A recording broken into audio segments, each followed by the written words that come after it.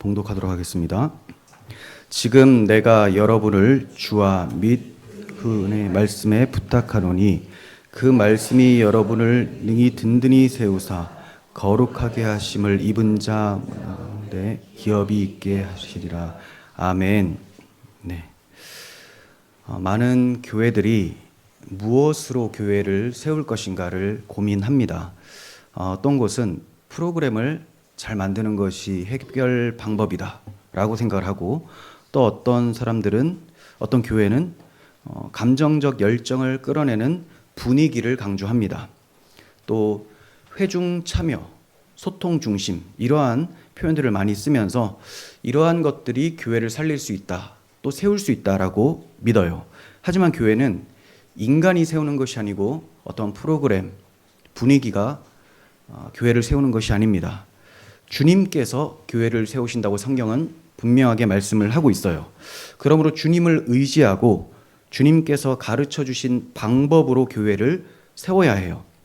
오늘 우리가 보게 될 본문은 우리가 방금 드렸던 질문, 이 무엇으로 교회를 세울 것인가에 대한 중요한 해답을 제시하고 있습니다.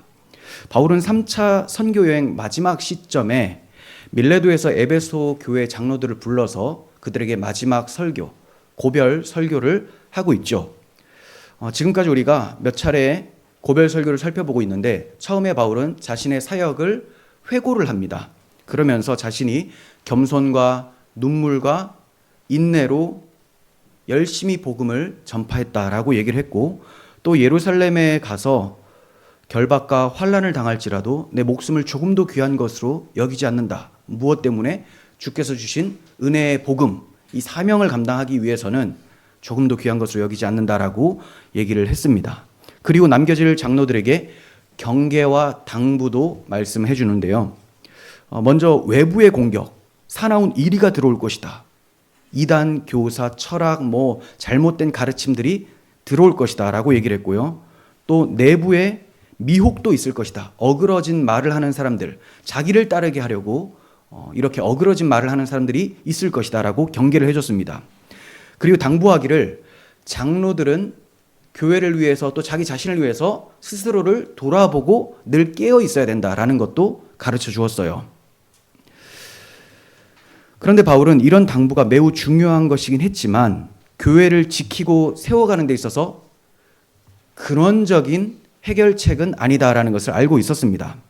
그래서 교회가 가장 안전할 수 있는 원천에 대해서 말을 해주는데, 그게 오늘 본문 32절입니다. 바울은 장로들을 주와 및 그 은혜의 말씀에 부탁합니다, 이렇게 얘기를 합니다. 주와 및 은혜의 말씀에 부탁한다. 바울은 교회 궁극적인 보호자, 그리고 교회를 세우시는 분이 오직 주님, 하나님이심을 알고 있었어요. 그가 장로들을 하나님께 부탁한다고 해서 장로들의 어떤 역할이나 책임을 무시하는 게 아니에요. 그들의 수고 위에 하나님의 섭리와 주권적 인도하심, 하나님의 은혜가 있어야지만 결실을 맺을 수 있다는 것을 확실히 알고 있었기 때문에 이렇게 말을 하고 있는 거죠. 여기서 바울이 먼저 주께 부탁한다라고 해요. 근데 이 주라는 단어가 평상시 잘 쓰는 퀴리오스라고 하는 주님이란 뜻이 아니고 데오스, 하나님이란 단어입니다. 그러니까 원래 하나님으로 번역하는 것이 맞아요. 하나님과 은혜의 말씀에 부탁한다, 이렇게 말을 하고 있어요. 자, 그리고 그 은혜의 말씀이라고 하는데, 이건 성경 전체를 열심히 잘 읽으십시오, 이 정도가 아니고요. 성경 내용은 맞지만 성경에서 핵심으로 가르치고 있는 내용, 바로 복음을 말하는 거예요. 그래서 바울은 앞에 24절에서도 은혜의 복음이라고 말을 한 적이 있습니다. 은혜의 복음. 그 앞에서 14장 3절에서도 은혜의 말씀을 말한 적이 있었고요. 이것은 다 복음을 얘기를 하는 거예요. 예수 그리스도를 통한 복음. 즉 교회를 하나님께 부탁하고 복음에 부탁한다, 이렇게 말을 하고 있는 거죠. 이것은 바울이 어디를 가든 누구를 세우든 늘 자주 말했었던 표현이에요. 내가 주와 말씀에 부탁을 합니다. 그만큼 교회가 세워지고 보호받는 데 있어서 주와 말씀, 하나님과 그 은혜의 복음이 매우 중요하다는 것을 강조하고 있는 거죠. 본문의 상황에서 바울은 사실 교회를 장로들에게 부탁하고 있잖아요. 장로들에게 부탁을 하고 있어요. 그런데 이 장로들을 또 주와 은혜의 말씀에 부탁을 하고 있습니다. 그러니까 장로들을 부탁하면서 장로들이 통치하고 다스리는 교회도 함께 은혜의 말씀에 부탁을 하고 있는 거죠. 아니, 장로들이 그냥 잘 돌보면 되는 것 아닌가? 왜 굳이 장로들까지 은혜의 말씀에 부탁하는가? 이렇게 생각할 수도 있겠지만 이 장로라는 직분이 다스리는 어른의 역할이기도 하지만 하나님 앞에서는 끊임없이 다스림을 받아야 되는 어린이일 뿐이라는 것을 보여주고 있는 거예요. 우리가 아무리 잘나고 어른이 되고 공부를 많이 하고 또 덕양을 갖춘다고 할지라도 하나님 앞에서는 늘 다스림을 받고 고침을 받고 질책도 당하고 또 위로도 받아야 되는 이런 불완전한 어린이일 뿐이라는 거죠. 교회 지도자는 칠이 자이기 전에, 다스리는 자이기 전에 칠이를 받아야 되는, 다스림을 받아야 되는 사람인 거예요. 비유하자면 지도자가 배를 타고 있습니다. 뱃머리에 서 있어요. 근데 이 배는 노가 없어요. 그럼 무엇으로 움직이냐? 현대는 모터로 움직이고 하죠. 그런데 옛날 배라고 생각해 보세요. 돛대만 의지하겠죠. 돛대. 그러니까 자기가 뱃머리에 서 있다 할지라도 돛대에 자신을 맡기는 것, 이게 바로 교회 지도자의 모습이라는 거예요. 교회라는 배를 인도하기는 하지만 자신은 늘 하나님의 바람, 성령의 도우심으로 돛을 통하여 배가 움직인다라는 것을 알고 돛에 자기를 맡기는, 하나님의 바람에 맡기는 자라는 거죠. 그러므로 자신이 주인이 아니라 청직이라는 것을 압니다. 겸손할 수밖에 없어요. 자기가 방향을 결정하는 것 같지만 방향을 맡겨야 되는 사람이라는 것을 잊지 말아야 됩니다. 방향을 결정하는 것이 아니고 방향을 맡기는 거죠. 이 교회의 목표가 뭡니까? 라고 하면 목사가 정하는 것이 아니고 하나님의 말씀이 정하는 거죠. 말씀대로 교회는 정체성과 방향성을 결정을 하는 거예요. 그러므로 교회 지도자는 하나님과 복음 말씀 앞에서 늘 겸손히 가르침을 받고 그 말씀을 의지하고 순종함으로 사역을 감당해야 해요. 여러분도 마찬가지겠죠. 교회를 섬기는 모든 사람들은 내가 신앙의 연수가 얼마나 됐다 이렇게 자랑할 것이 아니고 아직까지 하나님 앞에서는 어린입니다. 하나님 아버지가 필요합니다 라고 고백하는, 하나님을 의지해야 되는 사람이라는 거예요. 결국 교회를 바로 세우는 진짜 능력은 사람의 경험이나 전략이나 교회 시스템 이런 것이 아니고 하나님과 그분의 말씀이에요. 사람의 노력은 도구일 뿐이지 교회의 기초와 성장은 주님의 주권과 섭리, 말씀을 통해서 이루어진다는 것을 기억하셔야 됩니다.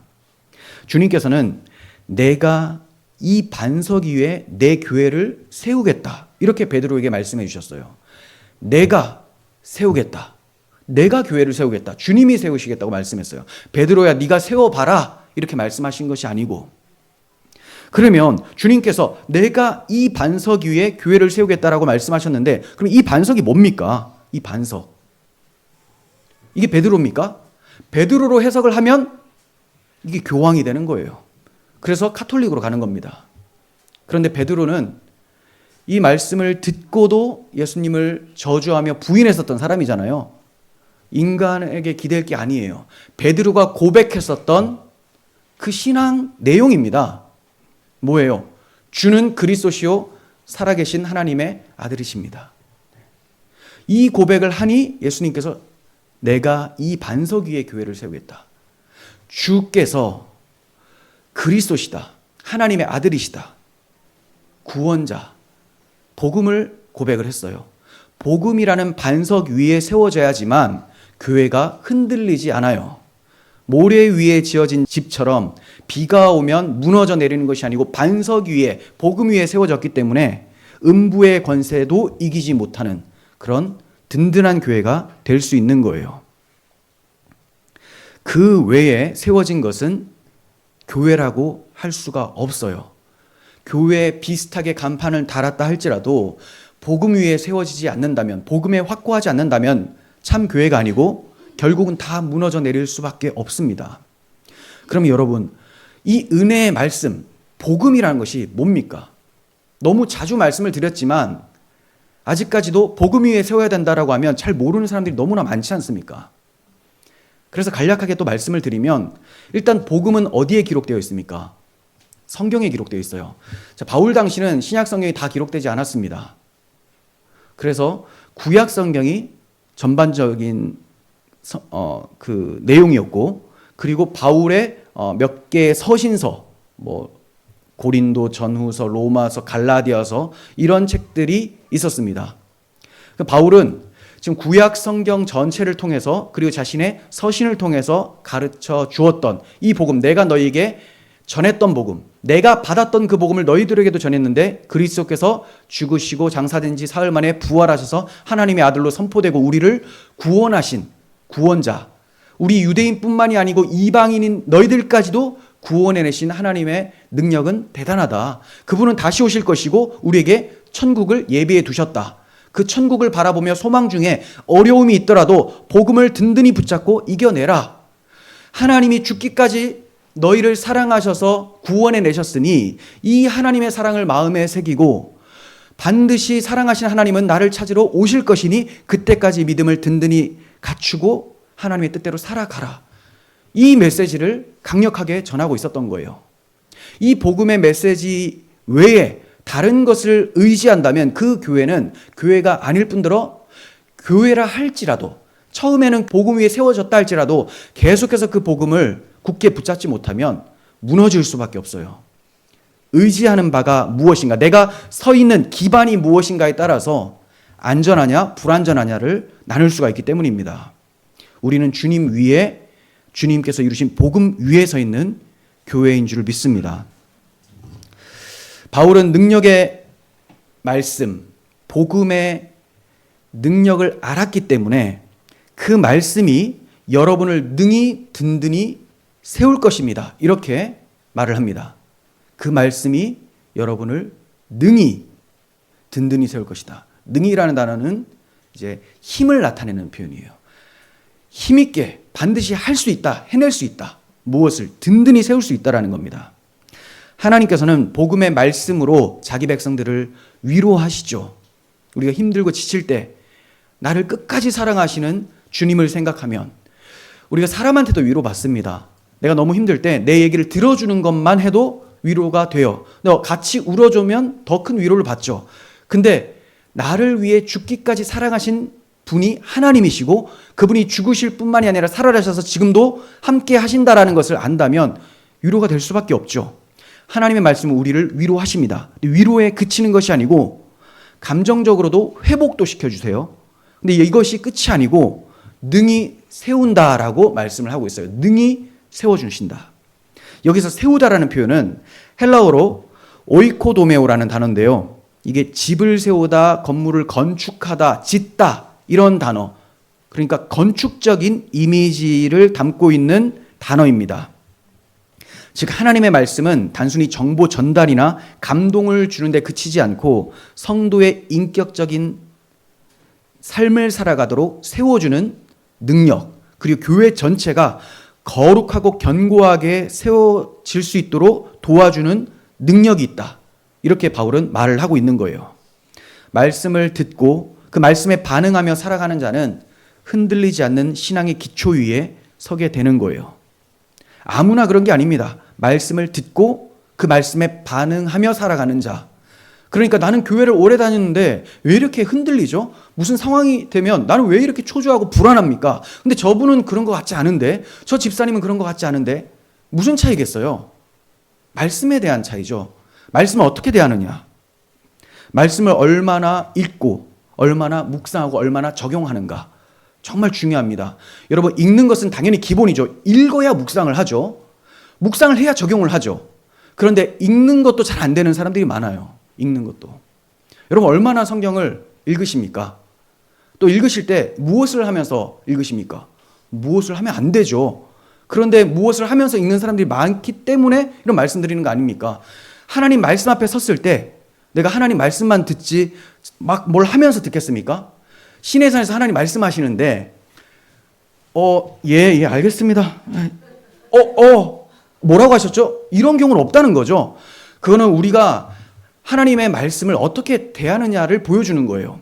성경은 하나님의 말씀이라고 우리가 다 고백을 합니다. 그런데 하나님의 말씀을 읽을 때, 들을 때 어떠한 자세를 취하고 있는지 스스로 한번 돌아보십시오.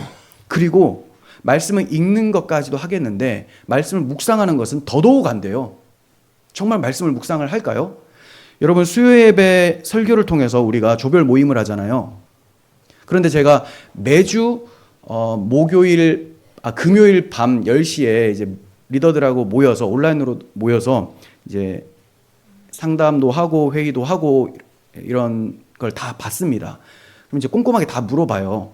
그러면 어떤 분들이 준비를 해오고 어떤 분은 준비 안 해온다는 걸 다 알아요. 저는 다 알아요. 다 아는데 가만히 있는 거예요. 안 해오는 사람 계속 안 해와요. 뭘 안 해오냐? 설교도 안 들으면 교인 아니죠.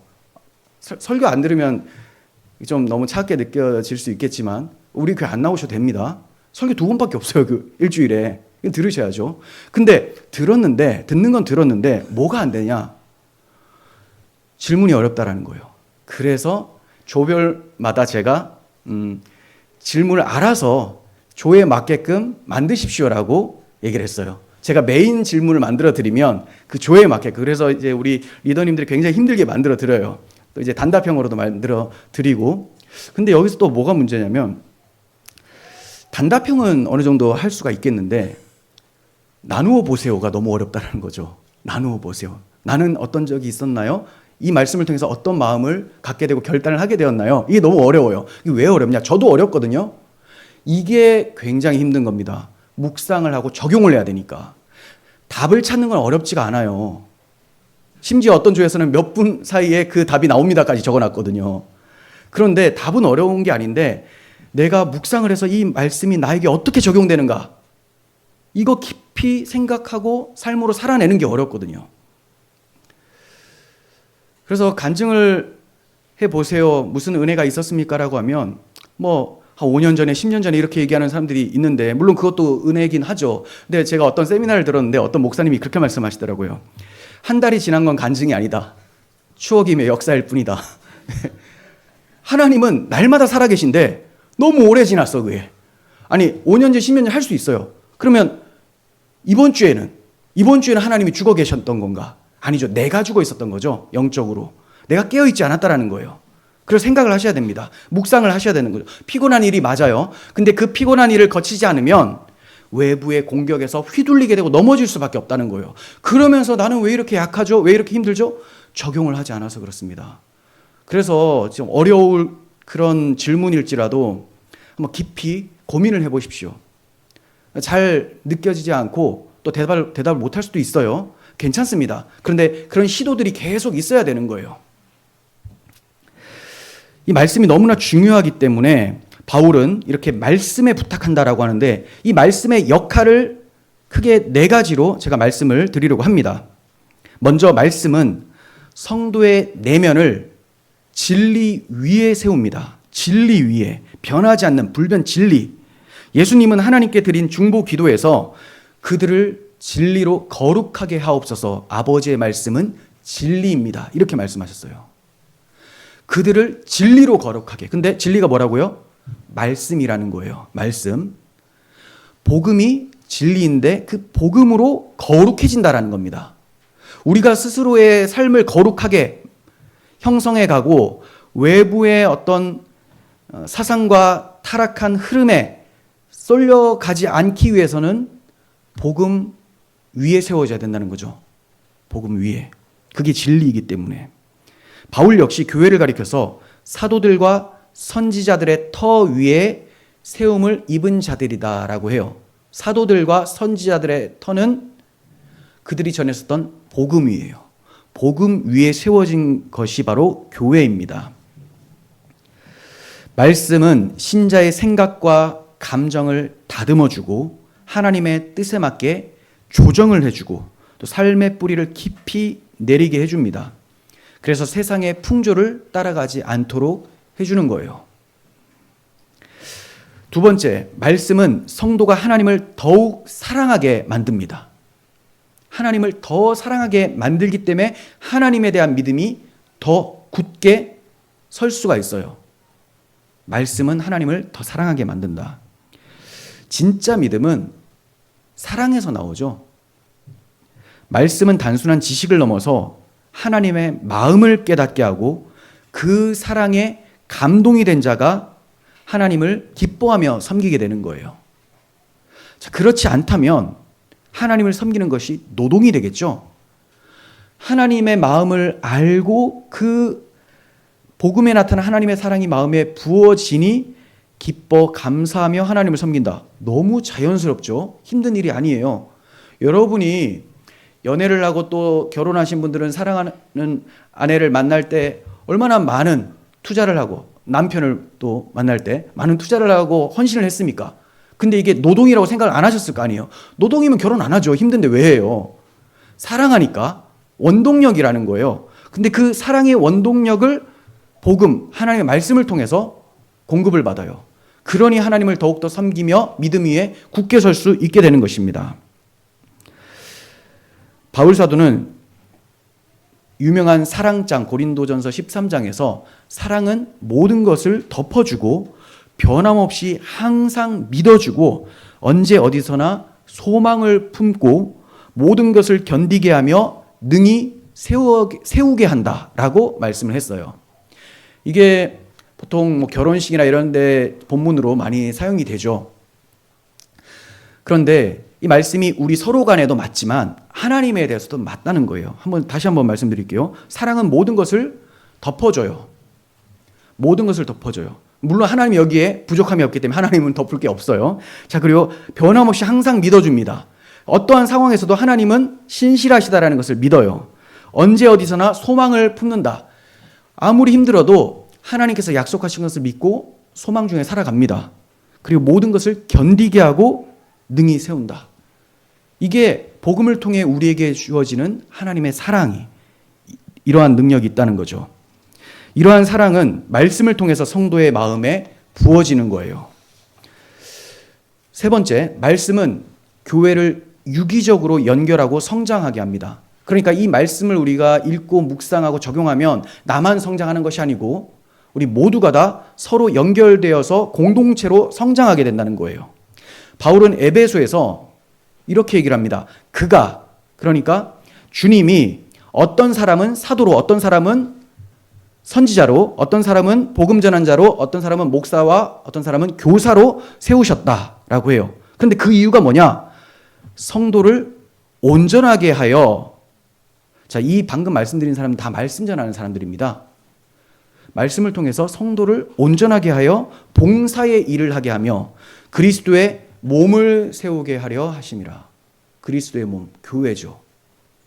왜 하나님께서 목사와 교사, 선지자 이런 사람들을 두셨습니까? 말씀을 통해 온전하게 되어 봉사. 그러니까 봉사는 아무나 하는 게 아니죠.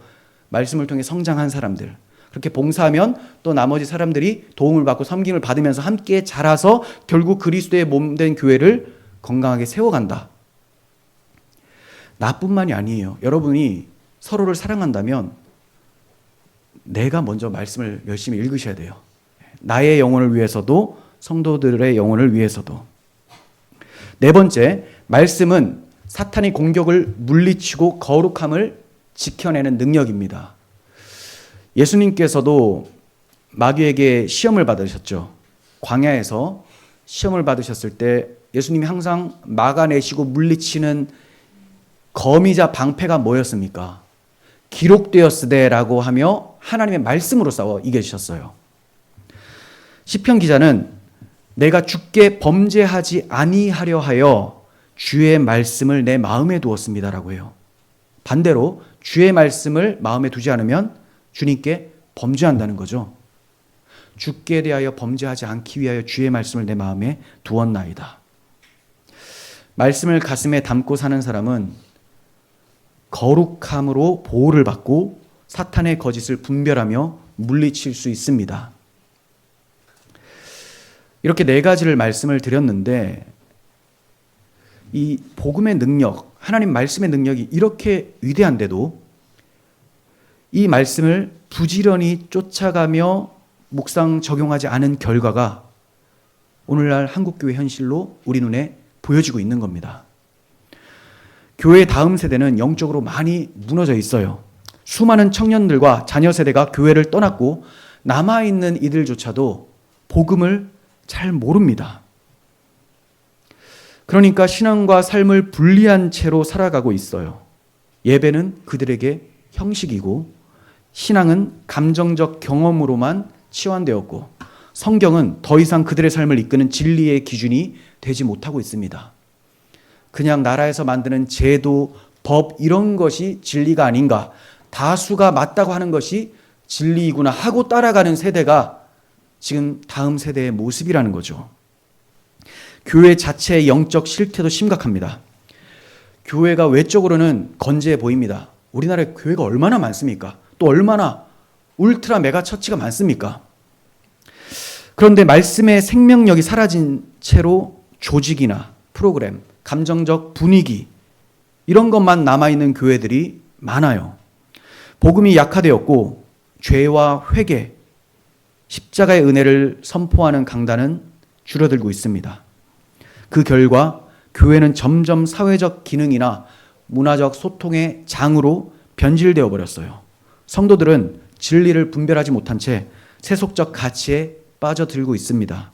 이 모든 원인이 한 가지만 말한다면 말씀에 대한 부재, 복음 상실이라고 할 수가 있습니다. 많은 교회가 말씀 중심이 아닌 사람, 프로그램, 감정 중심으로 흐르면서 그것들을 의지합니다. 이런 요소들이 불필요하다는 게 아니에요. 필요합니다. 하지만 이것은 기반이 되는 것이 아니에요. 이게 핵심이 아니라는 겁니다. 중요한 중심, 핵심 그리고 우선순위가 뒤바뀌어 버렸기 때문에 이러한 사태가 초래된 것이죠. 교회들을 보면 찬양 시간은 참 길고 뜨겁게 하는데 정작 설교는 짧고 복음의 깊이는 너무나 얕아요. 그래서 찬양은 30분, 40분, 1시간 이렇게 찬양 집회 막 엄청나게 화려한 찬양팀을 꾸려서 찬양을 합니다. 나쁘다라는 건 아니에요. 우선순위가 바뀌었다는 것을 말씀드리는 겁니다. 자, 그렇게 하면서 말씀 시간은 25분. 자, 25분 할 수도 있어요. 무조건 잘못됐다고 말하는 게 아니에요. 그런데 대형 교회나 이런 데 목사님들이 이렇게 담임 목사로 가려고 원서라도 내기도 하면, 저는 낸 적이 없지만 내기라도 하면 설교가 길면 잘려요. 모든 교회가 그런 건 아닐 거라고 생각이 됩니다. 그런데 보통 25분에서 30분 안으로 그렇게 하죠. 그래서 저는 안 내죠. 가고 싶은 마음도 없지만, 네. 그리고 이렇게 청이 와도 거절을 합니다. 네. 그런데 말씀 중심으로 가지 않고 복음을 깊이 뿌리 내리는데 핵심을 두지 않는다면 결국은 감성 중심으로 한다라는 거죠. 분위기를 따라서 목회를 하겠다. 말씀 없이 감정만 자극한 결과는 사람들이 은혜를 받았습니다라고 말은 하지만 그 은혜가 무엇인지를 모르고 삶에서 그 은혜를 나타낼 수 없는 무기력한 사람으로 전락하게 된다는 거예요. 또 프로그램, 사람 중심인 모습도 문제입니다. 사역자 훈련이나 봉사 조직, 미디어 콘텐츠 등 다양한 프로그램은 잘 갖춰져 있는데 정작 교인들 내면에는 복음이 희미하거나 아예 자리 잡은 적도 없는 경우도 많아요. 교회는 점차 영적인 공동체가 아니라 봉사자와 소비자로 섞인 그냥 하나의 세속적인 기관처럼 변해가고 있습니다. 이처럼 사람 중심, 프로그램 중심, 감정 중심으로 교회를 세워가는 것은 집안을 다지지 않고 건물을 짓는 것과 같습니다. 우리 집안이 얼마나 튼튼한지에 따라서 그 건물 몇 층까지 쌓을 수 있느냐도 결정되는 거 아닙니까? 근데 집안이 밑에 막 바닷물이 막 흘러가고 있어요. 지금 부산에 그런 어떤 도시가 있다고 해서 이렇게 TV 프로에도 많이 나오더라고요. 지하 주차장에 물도 막 들어오고 얼마나 위험해요. 근데 막 몇십 층 세웠어요. 그러면 확 무너지겠죠. 자, 프로그램이나 사람 중심이나 감정 중심으로 세워버리면 이렇게 되는 거예요. 반석이라는 것은 앞서 말씀드렸다시피 예수 그리스도와 그분의 복음입니다. 복음 위에 세워질 때에만 든든히 설 수가 있어요. 베드로는 풀과 꽃처럼 사라질 세상의 것들과는 달리 주의 말씀만이 세세토록 있으며 그 말씀이 곧 너희에게 전한 복음이다. 이렇게 얘기를 했습니다. 심지어 자기의 순교를 앞두고 성도들한테 이렇게 얘기를 합니다. 자신이 떠난 후에도 이 말씀이 생각나게 하려고 내가 글을 쓰고 있다. 말씀이 생각나게 하려고. 나는 떠나도 이 말씀은 세세토록 있기 때문에 이 말씀이 여러분들을 지켜줄 겁니다. 바울하고 똑같죠. 자, 목회자가 은퇴를 해요. 제가 나이가 들어 나중에 은퇴하겠죠. 그럼 여러분들도 뭐 은퇴하신 분들도 계시겠죠. 예, 은퇴할 때 되면 다음 후임 사역자가 잘 지켜줄 겁니다. 라고 하면 안 되겠죠. 주와 그 복음의 말씀에 부탁합니다. 라고 해야 되겠죠. 그래야 교회가 든든하겠죠.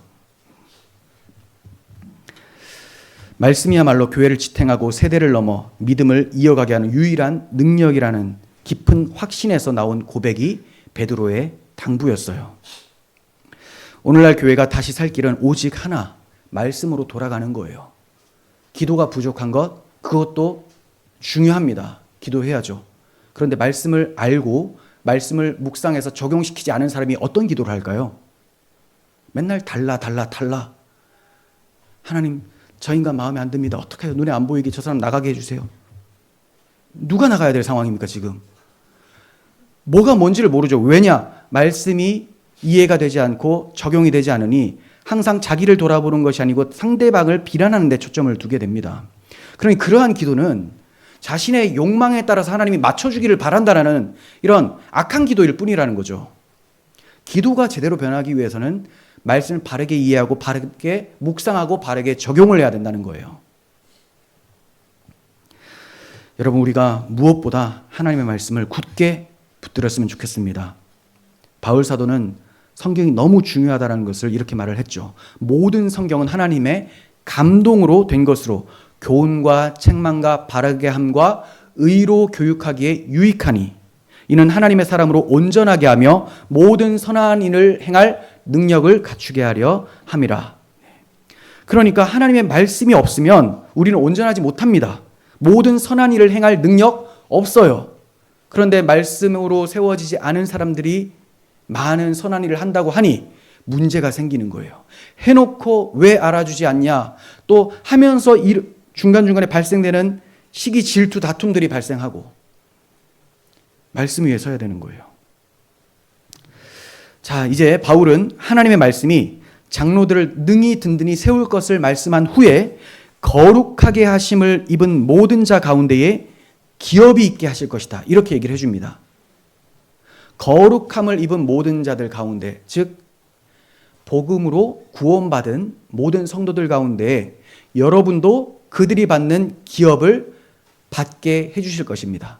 이렇게 얘기를 하고 있는 거예요. 이해가 되십니까? 여기서 기업이라는 헬라어가 클레로노미아라는 단어인데요. 유산, 상속, 소유물 이런 겁니다.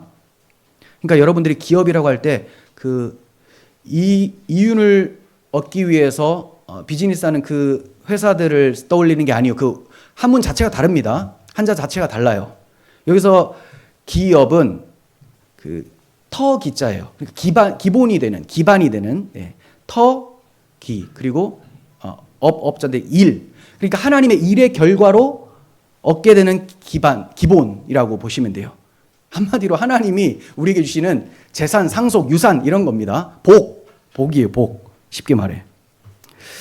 지금 바울은 개인적인 기대나 희망사항을 말하는 게 아니에요. 여러분들에게도 기업이 있기를 원합니다가 아니고 있게 하실 겁니다. 네.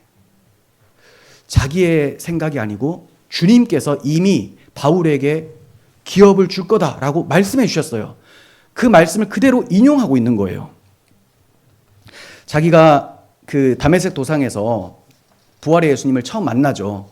교회를 박해하고 있었는데 그때 예수님께서 네가 왜 나를 박해하느냐? 나는 네가 박해하는 예수다라고 하시면서 기업을 주시겠다라고 약속을 해주셨어요. 자, 이 점 어디서 살펴볼 수가 있냐면 그 26장 좀 넘어가면 아그리파 왕 앞에 서서 자기가 사도로 부르심을 받았을 때를 회상하면서 주님이 이렇게 말씀하셨습니다. 이렇게 증언을 합니다. 그 점 한번 봅니다. 26장 17절. 이스라엘과 이방인들에게서 내가 너를 구원하여 그들에게 보내요. 이게 무슨 말이냐면 이스라엘과 이방인들이 이제 복음 전하는 바울을 죽이려고 하겠죠. 그들의 손에서 벗어나게 해서 어디로? 다시 그들에게 보내요. 그러니까 죽지 않게 하고 다시 복음 들고 들어가게 하신다라는 거예요. 보내요. 그 눈을 뜨게 하여 어두움에서 빛으로 사탄의 권세에서 하나님께로 돌아오게 하고 죄사함과 나를 믿어 거룩하게 된 무리 가운데서 기업을 얻게 하리라 하더이다. 이렇게 전합니다. 예수님이 하신 말씀이죠. 예수님의 약속입니다. 그러니까 이 장로들한테도 여러분들도 많은 성도들과 같이 기업을 얻을 것입니다. 예수님이 약속해 주셨습니다. 이렇게 말하는 거죠. 바울은 이 기업이라는 것이 얼마나 영광스러운지를 에베소서에서도 언급을 하는데요. 그는 성도들 위해서 기도를 하면서 여러분들의 마음의 눈을 밝혀주셔서 성도 안에 그 기업의 영광의 풍성함이 무엇인지를 깨닫게 되기를 원합니다. 이렇게 얘기를 합니다. 또한 골로새서에서도 우리로 하여금 빛 가운데서 성도의 기업의 부분을 얻기에 합당하게 하신 아버지께 감사하게 하시기를 원하노라.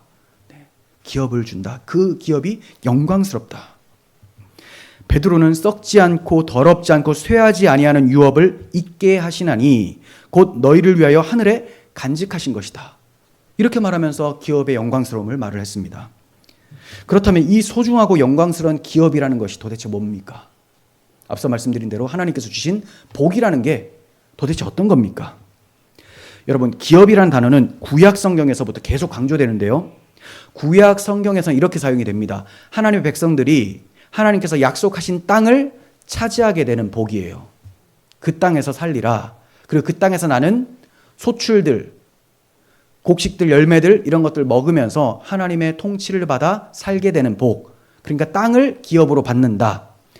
그 유다 지파의 기업, 므낫세 지파의 기업 이렇게 기업들이 다 있지 않습니까? 땅. 자, 그러면 신약인 우리들에게도 이러한 기업, 우리가 누리게 될 복이 있다라는 거예요. 그게 뭐냐? 그리스도 안에서 하늘에 간직된 영원한 복인데 첫 번째는 하나님이 우리의 기업이에요. 그래서 우리가 찬양할 때도 나의 영원하신 기업 생명보다 귀하다라고 하잖아요. 그렇죠? 나의 영원하신 기업 생명보다 귀하다. 우리의 생명보다 귀한 것은 하나님밖에 없어요. 주의 인자가 나의 생명보다 나음으로 고백하잖아요. 주님의 사랑이 내 생명보다 낫습니다. 하나님이 우리의 기업이에요. 두 번째, 지금 이 썩어질 몸 때문에 죄의 습관에 따라 계속 하나님의 뜻대로 살지 못하고 넘어지는 경우가 많은데 완전히 변화시켜 주실 새로운 몸, 영화로운 몸을 기업으로 받습니다. 또 영원한 생명을 기업으로 받죠. 예수 그리스도의 거룩한 성품을 우리가 기업으로 받아요. 그리고 하늘의 평안, 안식, 사랑 이런 것을 기업으로 받고 또 새하늘과 새 땅이라고 하는 우리가 살 터전을 기업으로 받게 됩니다. 바울은 지금 에베소 장로들에게 이 기업을 상기시켜주고 있는 거예요. 단지 위로의 말이 아니라 교회를 섬기는 자가 어떤 소망을 품고 사역해야 되는지를 가르쳐주고 있는 거예요.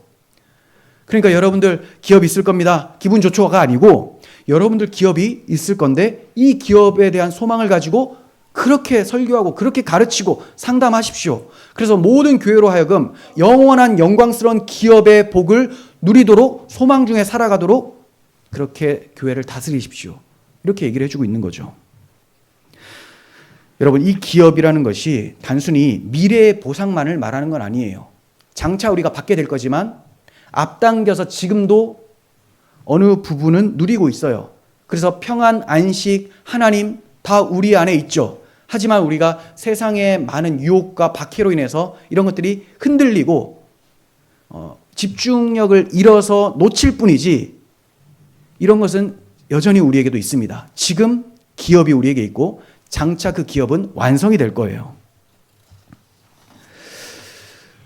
하지만 오늘날 많은 그리스도인들이 이 영광스러운 기업을 바라보지도 못하고 지금 누리지도 못한 채 지금 보이는 세상의 것들의 마음을 빼앗기며 살아가고 있습니다. 그래서 돈이 없으면 주눅이 들고 돈이 많으면 교만해지고, 이거는 돈이 그의 소망이 있기 때문이죠. 하나님의 기업이 소망이면 하나님의 성품을 따라가게 되는데 내가 소망하는 것들을 따라서 삶이 바뀝니다. 돈을 중요시 여기는 사람은 돈이 없으면 위축되고 자신감 없어지고, 돈이 많은 사람은 그 돈 때문에 교만해지고, 인정을 받으면 기뻐하다가 무시당하면 좌절하고, 이 세상이 전부인 것처럼 여기기 때문에 일시적인 쾌락에 빠지고 삶을 비관하며 절망 속에서 무너져 내리기도 합니다. 여러분, 하나님께서 주신 기업을 알지 못하면 신자라도 세상의 노예처럼 끌려다닐 수밖에 없어요. 내가 구원은 받겠지만 그 구원을 누리질 못하기 때문에 그냥 객관적으로 딱 보면 이 사람이 신자인가 불신자인가 모른다는 거죠. 삶의 모습이나 어떤 상황이 벌어졌을 때 나타나는 어떤 반응들을 봤을 때는 안 믿는 내 친구랑 비슷한데, 이렇게 된다는 거죠. 하지만 건강한 그리스도인은 자신이 장차 누릴 영원한 기업의 영광을 알기에 이 세상에서 유혹을 이기고 죄와 맞서 싸울 용기를 얻습니다. 지금의 고난은 잠깐이고 장차 누릴 영광은 영원한 것임을 알기 때문에 고난 중에도 믿음을 지킬 수가 있어요. 믿는 구석이 있기 때문에 그럴 수가 있는 거예요. 어떤 사람이 행색은 별론데 엄청 부유하고 힘이 있고 권력자 앞에서도 당당해요. 그러면 뭘 믿고 저렇게 까부나 라고 하잖아요. 뭘 믿고. 여러분, 믿는 바가 있어야 행동을 할 수가 있습니다. 장차 우리가 누리게 될 영원하고 영광의 중한 것, 이것을 소망하는 사람은 세상이 감당하지 못하는 자들이다. 히브리서 11장에서 세상이 감당할 수가 없어요. 하지만 이 기업을 바라보지 못하고 소망이 없는 사람은 세상이 능히 감당을 해버리죠. 질질 끌고 다닙니다. 하나님께서 우리에게 마련해 주신 기업의 풍성함은 가장 귀한 날에 준비해 두신 잔치상과 같습니다. 이 영광을 맛본 사람은 어떠한 고난도 비교할 수 없고 또 어떠한 세상의 유혹에도 매력을 느끼지를 못합니다. 그러므로 우리 마음속에 영원한 기업에 대한 소망을 더욱 견고히 가질 수 있도록 날마다 주님의 은혜를 구하면서 말씀을 가까이 하시길 바랍니다.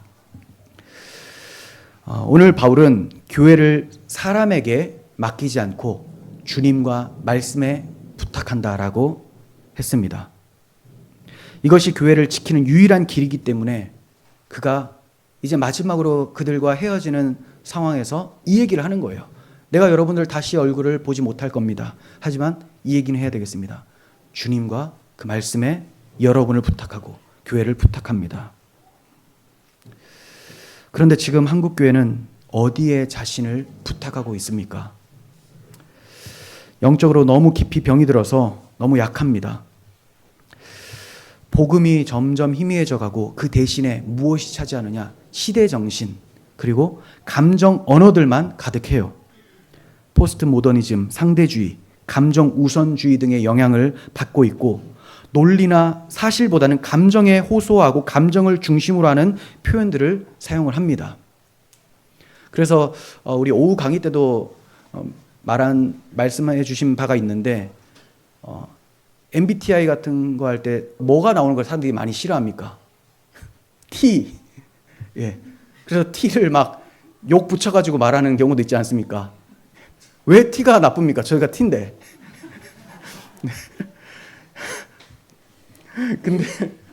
근데 T만 있겠어요, 사람이? 로봇이죠, 그게.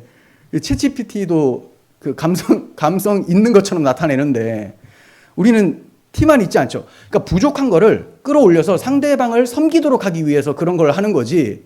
예. 사람마다 다 달라요. F가 있는 사람은 내가 좀 T를 또 끌어올려서 저 사람에게 맞춰서 더 섬겨야 되겠다. 이런 거죠. 자, 조금 격기를 셌지만 T가 중요합니다. 왜냐? 하나님의 말씀을 진리 그대로 받고 연구해서 이것이 어떠한 것인지를 나에게 그대로 적용하는 것이 기본이기 때문에 그래요. 그래서 이런 것이 부족하면 키워야 되죠. 감정 중심으로 가면 진짜 교회도 망하고 나라도 망해요. 나라를 감정으로 이끌어갑니까? 포퓰리즘? 감정이죠. 선동. 나라 망합니다. 강단은 점점 설득과 위로만 남고 회개와 진리 선포는 사라졌어요. 정치는 하나님을 두려워하기보다는 교회를 통제하고 침묵시키는 법과 제도로 진리를 억압하고 있죠. 이제 점점 심해질 거예요. 또 사회는 거짓 평등과 자유를 외치면서 창조 질서를 무너뜨리고 문화는 쾌락과 물질을 예배의 대체물로 삼고 있습니다. 이런 현실 속에서 교회가 복음 없이 존재한다면 그건 빛도 아니고 소금도 아니라는 겁니다. 그냥 세상의 제도에 포섭된 껍데기일 뿐입니다. 우리 이런 시대를 그냥 바라보고 있어서는 안 됩니다. 나부터가 말씀 앞에 서야 되는 거예요. 나부터가 복음 앞에 서야 되고 또 내 자녀, 내 부모에게 계속 복음을 전하고 가르쳐야 됩니다. 우리의 교회와 가정, 다음 세대는 물론 정치와 문화 역시 사람의 지혜가 아니라 주와 그 은혜의 말씀에 부탁해야 하는 겁니다. 이 말씀만이 진리 위에 세우고 거룩함을 지키며 마침내 영광의 기업에 이르게 할 능력입니다. 이런 은혜의 복음을 사모하는 우리 모두에게 주 예수 그리스도의 은혜가 충만히 임하기를 소원합니다. 기도하겠습니다. 하나님 아버지, 저희가 하나님을 사랑한다고 하면서도 하나님이 주신 말씀은 등한히 여기며 거부하고 있지 않은지 우리 스스로를 돌아봅니다. 하나님의 말씀을 가까이 하게 하여 주시옵소서. 몸으로만이 아니고 시간으로만이 아니고 마음으로 가까이 하게 하시고 마음 깊이 뿌리 내릴 수 있도록 주 성령께서 은혜를 더하여 주시옵소서. 그리하여 우리 한 사람 한 사람이 변화되고 이 밝은빛 교회가 더욱더 말씀 위에 굳건히 서게 하여 주시고 우리뿐 아니라 한국의 모든 교회들이 거룩하신 하나님의 말씀 은혜의 복음 위에 세워져서 세상이 감당하지 못하는 하나님의 나라 그리스도의 몸으로 세워져 이 세상도 바르게 인도하는 그런 역할을 감당하게 하여 주시옵소서. 우리 구주 예수 그리스도의 이름으로 기도합니다. 아멘.